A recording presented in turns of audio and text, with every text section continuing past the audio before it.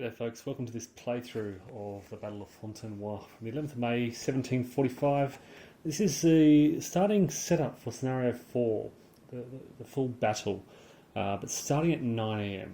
So there are a few different scenarios. There's this one, scenario 4, there's also scenario 5, which lets you start early and move your forces in a slightly different formation. And there's also scenario 6, which is an even more flexible setup. I'm just going with a 9 AM start, starting as things were historically at 9 AM. So we have the French set up first. We have them pinning their right flank on Antoine, moving down towards Fontenoy, where they have some improved positions around here. They have some small redoubts pushed out in front of their lines here and here. There's another one somewhere. They have this large redoubt here. I think this is the redoubt de Eu, which is very important. It sat right in front of these English lines as they advance. And the English, I think they didn't notice this initially. It caught them a bit by surprise. Then there's this other large redoubt around to the right, and this big gap, this northern flank of the French positions. The French, of course, holding the heights with infantry. I haven't done the account, but I think they have, and they will have artillery superiority. Several lines of cavalry. There's the front line of cavalry, the second line of cavalry, which extends all the way out down here. And then there's, of course, the defenders way up in the north there around Mathew. With some more guns out there.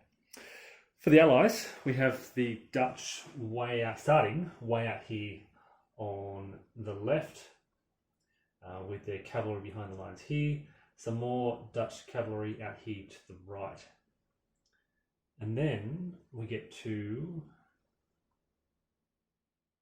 more Dutch infantry. And this is where the English forces are. In fact, sorry, these are English Hanoverians. So these are the Hanoverian forces in pink and cream, I think. Sorry, they may be Hanoverian, and they are English. We have Cumberland in the centre here, so I've placed him here. So he's in range of this wing over here under Schwarzenberg, this wing over here under Ligonier, and this wing here, this is the Hanoverian wing under Devent. There is, who is this fellow? No, the Royal Horse Guards, sorry. Not a fellow at all. And what else? What else is he in range of? The wing here, they're all blue, they're all purple, they're blue under Devent. It's the dividing line between these wings is pretty narrow. So you can see the blue here, Hanoverians, English, Dutch. These guys are out of Cumberland's command range. They'll have to rely on initiative for activations. We have on the far right flank of the English, right on the Bois de Barry, this is Ingoldsby's command. They've been tasked. Now, historically, they tried to, well, they're mindful of these forces here. Ingoldsby, my apologies, was aware there were troops in this forest.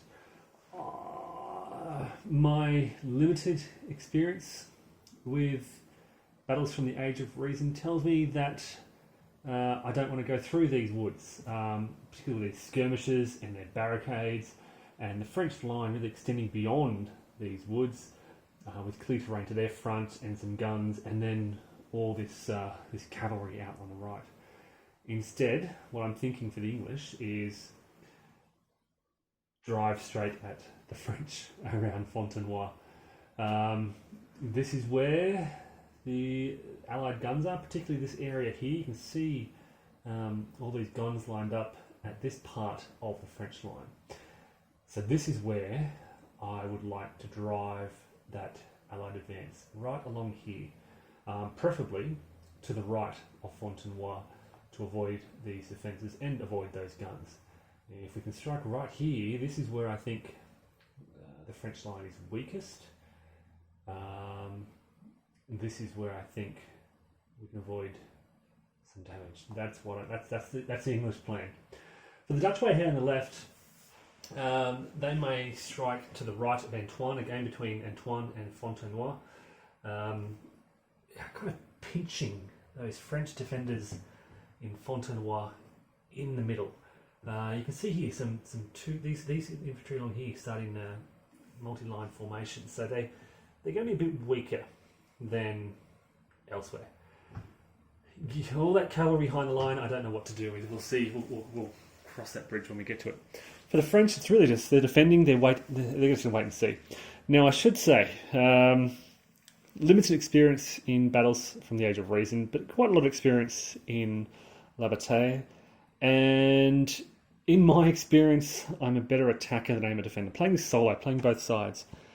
But I'm always better on the offensive than I am on the defensive. Now, historically, the French won this. The French are in a great defensive position here. They have their redoubts, their barricades, advantageous defensive terrain. They occupy these town hexes around here and in Antoine. As I said, I think they have artillery superiority and cavalry superiority. Well, maybe not. But certainly they have, I guess we could say, interior lines of communication. So it's easy for this cavalry to respond to whatever the Allies do. But, as I said, I'm always better on the attack than I am on the defence.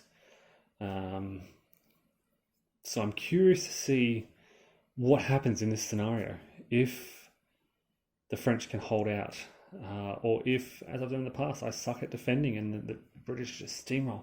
It looks, look at these British and Hanoverians here, line after line of quite strong, good morale infantry.